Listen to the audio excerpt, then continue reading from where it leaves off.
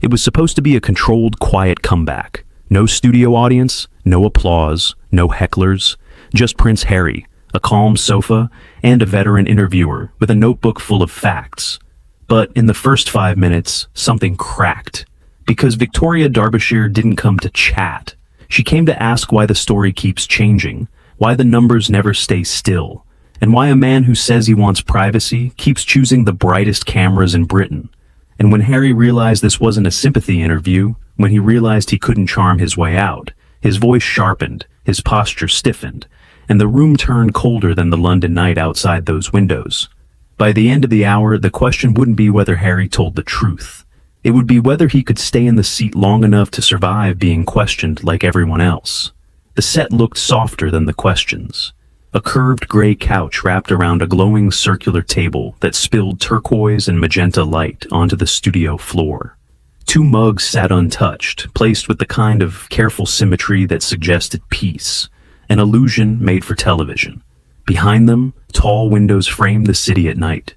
Reflections of distant lights, the faint geometry of buildings, the quiet certainty of London watching from the dark. No audience, no laughter to hide behind, no warm clapping to rescue awkward pauses. Just Victoria Derbyshire, seated upright with her notes aligned, and Prince Harry across from her in a navy suit, open-collared white shirt, no tie, formal enough to claim seriousness, casual enough to signal, "I'm not playing by palace rules anymore." Victoria's expression was polite in the way a scalpel is clean. "Prince Harry," she began, voice steady, calm, almost gentle. "Thank you for joining us." Harry nodded once. "Of course." The camera held a wide shot, both of them, equal in frame. That alone felt unusual. Newsnight didn't tilt the lens towards sympathy. It balanced the power. Victoria glanced down at her notes, then back up. "You've spoken a lot about stepping away, about reclaiming your life. Tonight I want to focus on specifics, not headlines, not slogans, details." Harry's eyes narrowed slightly, like he'd heard a word he didn't like. "Sure," he said. "Details are good." Victoria's smile flickered, professional, not warm. "Good, let's start simply. You've said, repeatedly, that you wanted privacy, but since leaving, you've done major interviews, a docu-series, a memoir, speaking engagements. Some people say it looks less like privacy and more like a brand." Harry's jaw tightened. "That's a very loaded way to put it," he said. Victoria didn't blink. "Is it inaccurate?" A pause, a tiny one, but it landed. Harry leaned back an inch. "It's a misunderstanding. People reduce everything to brand because that's how they think. I'm telling my story." Victoria nodded like she'd expected that answer. "Then let me ask it this way. What does privacy mean to you now? Because it clearly doesn't mean silence." Harry gave a short, humorless laugh. "Privacy means not being harassed. It means my family not being followed. It means not being scrutinized," Victoria offered. "No," Harry corrected, sharper than necessary. "Not being hunted." The word hung in the air. The studio didn't move. Even the neon glow from the table seemed to sharpen. Victoria's tone stayed level. "All right, you say hunted, but you also chose to come back onto British television tonight. That's a choice." Harry's eyes flashed with irritation. "So, because I speak, I deserve harassment? Is that what you're implying?" Victoria held her hands still on her lap, composed. "No, I'm asking you to reconcile 2 truths. You want safety and privacy, and you also repeatedly choose public platforms. Viewers are trying to understand where the line is." Harry inhaled through his nose. He didn't look away, but something in his posture grew stiff, guarded. "The line," he said slowly, "is consent. I choose when I speak. I don't choose when people invade my life." Victoria's nod was small. "Consent is important. So let's talk about another word you often use. Security." Harry's expression tightened further, as if she'd pressed a bruise. Victoria continued calmly. "In your interviews, you've suggested security was removed in a way that left you exposed. People watching, especially in Britain, ask a straightforward question. If you're living privately in California, why should the British taxpayer care?" Harry's mouth twitched, half disbelief, half anger.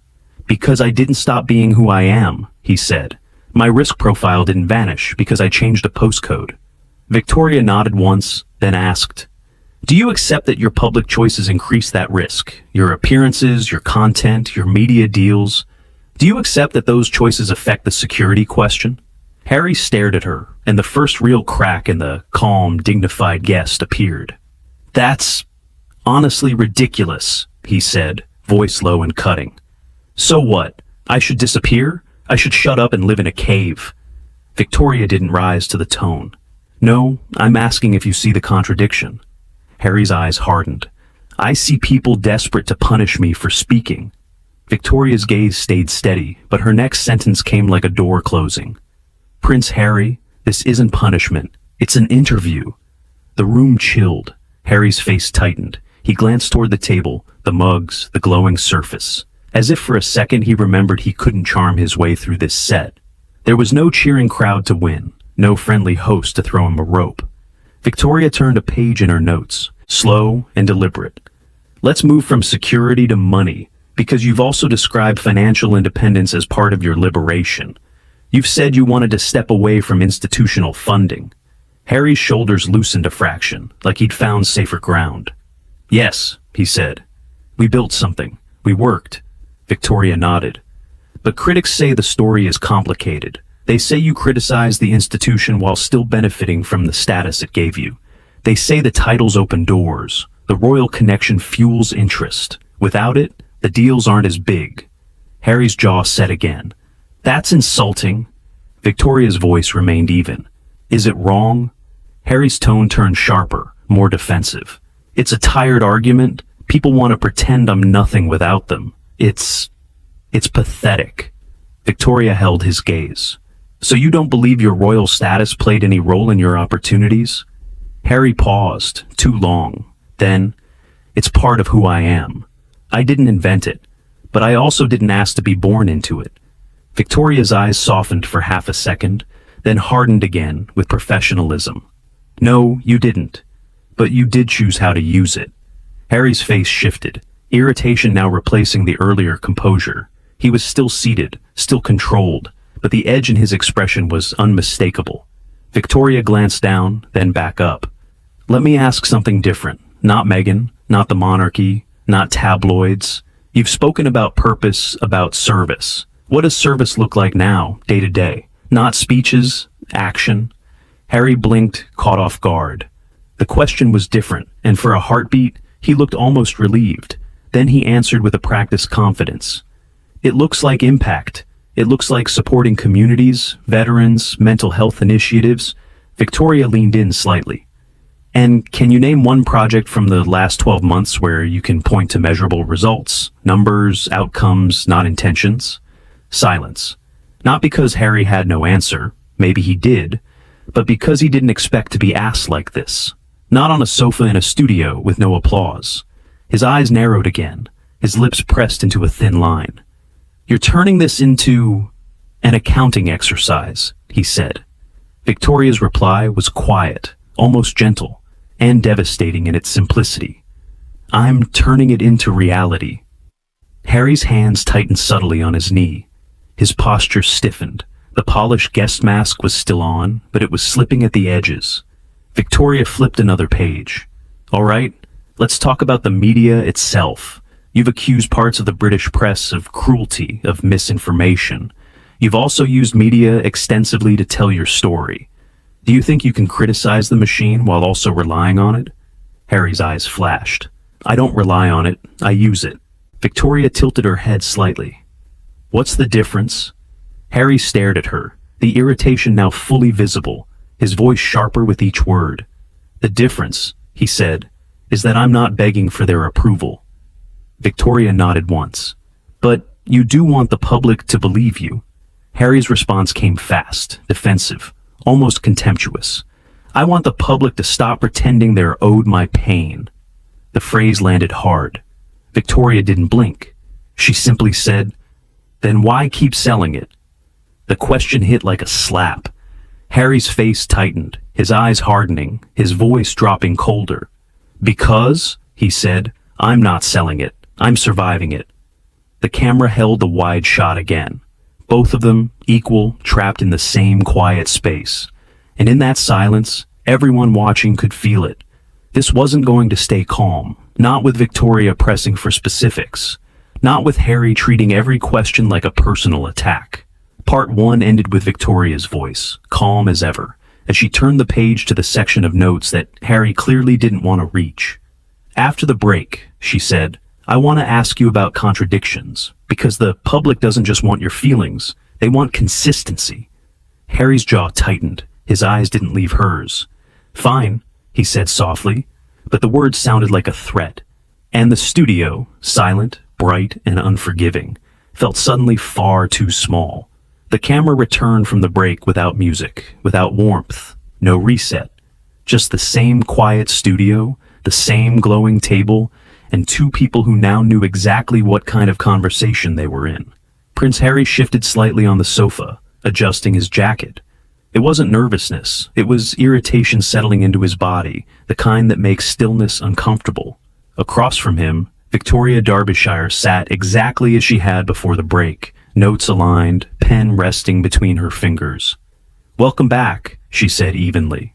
Prince Harry, before the break, we talked about privacy, security, and consistency. I want to stay on that last word. Harry nodded once, stiffly. You've said repeatedly that you want to move on, Victoria continued, to build a new life, but much of your public work is focused on the past, on grievances, on pain, on events that happened years ago. Some viewers ask, if healing is the goal, why keep reopening the wound? Harry exhaled sharply. Because ignoring trauma doesn't heal it, he replied. Talking about it does. Victoria nodded. Talking about it can help, but there's a difference between processing and reliving. Harry's eyes narrowed. You don't get to decide where that line is? Victoria didn't argue. She simply said, the public does, in a way. They decide whether the story still makes sense. Harry leaned forward now, elbows closer to his knees. The relaxed distance was gone. So, this is about sense, he said, about making people comfortable? No, Victoria said calmly. It's about credibility. The word landed hard. Harry's jaw tightened. I've been credible my entire life. Victoria lifted her eyebrows slightly. Have you been consistent? A beat. Harry laughed once, short, humorless. You keep coming back to that word. Because it matters, Victoria replied. Let me give you an example. You've spoken about being cut off financially, but you also acknowledged receiving support from your father for a period after leaving. Some people feel the phrase cut off painted a harsher picture than reality. Harry's face hardened. You're splitting hairs? Victoria shook her head gently. I'm quoting your own words. Harry's tone sharpened. Because context matters. I didn't say I was left on the street. I said the structure that had always existed disappeared. Victoria leaned slightly forward. But when millions of people hear cut off, they imagine something very specific. Do you accept that your language shapes perception? Harry stared at her, clearly annoyed. So, now I'm responsible for other people's assumptions. Victoria's response was immediate. When you speak on global platforms? Yes. Silence. Harry looked away for a fraction of a second, toward the window, toward the city lights, then back at her. This is exactly what I mean, he said. I speak, and suddenly I'm on trial for semantics instead of substance. Victoria's voice remained measured. Semantics are substance when they affect trust. Harry shook his head slowly. This is exhausting. Victoria didn't flinch. I imagine it is, but it's also what accountability feels like. The tension in the room thickened. Harry crossed one leg over the other, a defensive posture now replacing openness. Let's talk about family, Victoria said, turning another page. Specifically your brother. Harry's eyes hardened instantly. Victoria noticed, but continued anyway. You've said you want reconciliation. At the same time, you've described deeply personal conflicts in detail. Can you explain how public disclosure helps private healing? Harry's voice dropped, colder now. I didn't start this. Victoria met his gaze. But you continued it. Harry's jaw clenched. Because silence protects the powerful. Victoria nodded once. And speaking publicly, can harm people who didn't consent to the story being told. Harry's eyes flashed. You're talking about William. I'm talking about anyone, Victoria replied. But yes, your brother is part of that. Harry leaned forward again, this time with visible frustration. So, what was I supposed to do? Swallow everything? Pretend none of it happened? Victoria didn't raise her voice. You could have drawn lines. Harry scoffed. Easy to say when you're not inside it. Victoria replied quietly. True, but I am inside journalism, and I know that once something is public, it never goes back. Harry stared at her, breathing heavier now. You're framing this like I enjoyed it, he said. Like I woke up one day and thought, let's burn everything down. Victoria's tone softened slightly, but only slightly. I don't think you enjoyed it. I think you believed it was necessary. The question is whether it still is. Harry didn't answer right away. When he did, his voice carried a sharp edge. You don't get to decide when my story is over. Victoria nodded. No, but viewers get to decide when they stop listening. That landed harder than any accusation. Harry's lips pressed together. So, this is about ratings. No, Victoria said firmly. It's about fatigue. Harry blinked. Fatigue? Yes, she continued. People are tired, not of you as a person, but of the same unresolved narrative. They want clarity, not repetition. Harry shook his head, disbelief etched across his face. You're asking me to package my life more neatly. I'm asking you to reconcile it, Victoria replied, because right now, the pieces don't align. Harry's patience snapped, just slightly, but enough. You know what doesn't align? He said sharply.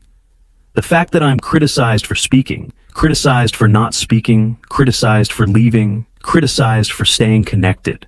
There's no version of me that's acceptable. Victoria looked at him steadily. That may be true, but there is a version that's coherent. The silence after that sentence was heavy. Harry leaned back, visibly restraining himself. You keep talking like this is a logic puzzle, he said. It's not. It's human. Victoria's reply was calm but unyielding. And humans contradict themselves, but leaders, public figures, are judged on how they manage those contradictions. Harry laughed again, sharper this time. So now I'm a leader again. I thought I quit that job. Victoria's eyes locked onto his. You quit the role. You didn't quit the influence. That did it. Harry's expression darkened. You're enjoying this, he said flatly. Victoria didn't react emotionally. I'm doing my job. Harry shook his head. Your job seems to be to corner me. No, Victoria said. My job is to ask what people at home are already asking. Harry leaned forward, voice tense. And what if I don't accept your premise? Victoria answered without hesitation. Then the conversation gets harder. Another pause, another heavy silence. Harry looked down briefly, then back up, his tone now edged with anger rather than frustration. Let me ask you something, he said. Do you think I regret leaving? Victoria didn't rush her answer. I think you regret how messy it became. Harry's lips tightened. That's not the same thing. No, she agreed. It's worse. Harry stared at her, incredulous. Worse? Yes, Victoria continued, because regret about chaos doesn't come with a clear solution. It lingers. Harry's hands clenched subtly on his knee. You're psychoanalyzing me, he said. Victoria replied softly. You invited the world into your psychology. That line hung in the air like a crack of ice. Harry's voice dropped, cold and controlled. Then, let me be clear. I don't owe anyone a tidy ending. Victoria nodded. And no one owes you unquestioning belief. The tension was now unmistakable. The calm veneer was gone. Victoria glanced at her notes one last time before looking up. After the break, she said, I want to talk about responsibility, specifically the difference between explanation and blame. Harry didn't respond immediately. When he did, his voice was tight. You really don't let up, do you? Victoria met his gaze. Not when the story still has gaps. Harry leaned back, eyes hard, jaw set. Then let's fill them, he said. But the way he said it made one thing clear. This was no longer an interview. It was a standoff. The studio lights didn't change after the break. No dramatic reset. No softening of tone. Just the same blue glow of Newsnight, the same circular table, and a tension now so thick it felt physical. Prince Harry sat back on the sofa, shoulders rigid, hands clasped tighter than before. Across from him, Victoria Derbyshire didn't shuffle her papers this time. She looked straight at him. "We've talked about consistency," she said. "We've talked about credibility. Now, I want to talk about responsibility." Harry exhaled through his nose. "Go on." "You've often said the media shaped your narrative unfairly," Victoria continued, "that they turned your pain into spectacle. But you've also chosen to speak through documentaries, interviews, books, platforms with enormous reach." Harry's jaw tightened. "Because silence didn't protect me." Victoria nodded. "Understood. But here's the question people struggle with. At what point does explaining your experience become assigning blame?" Harry leaned forward. "I never blamed anyone for my feelings." Victoria didn't blink. "You blamed institutions. You blamed the press. You blamed the system." Harry's voice sharpened. "Because they deserve blame." Victoria held up a hand, not to interrupt, but to slow him. "Let's be precise," she said. "When you speak about mental health, about trauma, about generational pain, those are powerful conversations. But when you frame them around specific people who don't respond publicly, it creates a one-sided narrative." Harry shook his head. "They could respond," Victoria replied calmly, "but they choose not to, and that restraint changes how the story is received." Harry scoffed. "So silence is noble now?" "Sometimes," Victoria said. "It's dignified." Harry's eyes flashed. "Easy to say when you're not the one being misrepresented." Victoria leaned slightly forward. "But that's exactly my point. You've said you were misrepresented, yet you're now the one shaping how others are seen." Harry stared at her. "Are you comparing me to the tabloids?" Victoria's voice was steady. "I'm asking whether you've considered how similar the impact can feel." That was the moment the temperature shifted. Harry sat back abruptly. "That's unfair." Victoria didn't retreat. "Is it?" Harry's voice rose slightly. "I told my truth." "And truth," Victoria replied, "is not the same as completeness." Harry laughed sharply. "Now you're policing truth?" "No," she said. "I'm examining consequence." Harry's frustration was no longer subtle. "You keep talking like I calculated every word," he said, "like this was some strategic takedown." Victoria answered softly.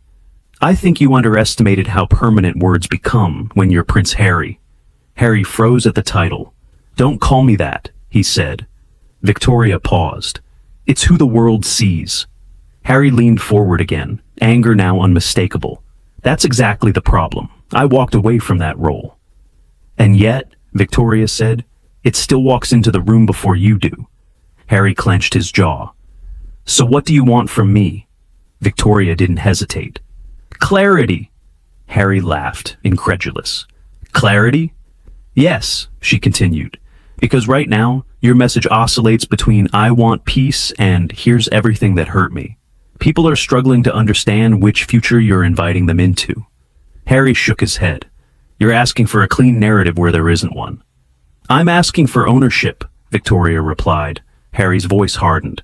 "I owned my pain." "But did you own your power?" she asked. Silence. Harry blinked. "What power?" "The power to shape perception," Victoria said. "To reopen wounds for others. To keep stories alive that might never close." Harry stood still, visibly stunned by the question. "You're saying I hurt people?" he said slowly. Victoria replied carefully. "I'm saying impact doesn't disappear because intention was good." Harry's patience snapped. "This is unbelievable," he said sharply.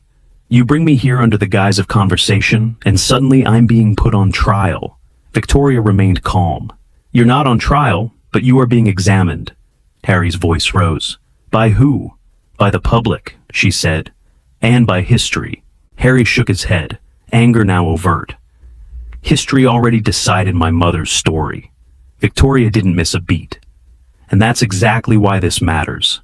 Harry's eyes locked onto hers. "Don't."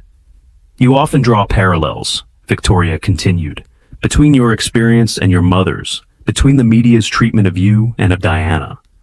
Harry's voice was sharp. Because the patterns are the same. Victoria's reply was firm. But the outcomes are not. Harry stared at her. What does that mean? It means, she said carefully, that your mother had far fewer tools, far less control, and no platform of her own. You do. Harry's breathing grew heavier. So, now you're telling me my pain is less valid? He snapped. No, Victoria replied. I'm saying your responsibility is greater. That did it. Harry leaned back, shaking his head. You've crossed a line. Victoria met his gaze. I think we just reached it. Harry's tone turned icy. You're weaponizing my mother. Victoria replied calmly. I'm refusing to let her be used as a shield. The room felt frozen.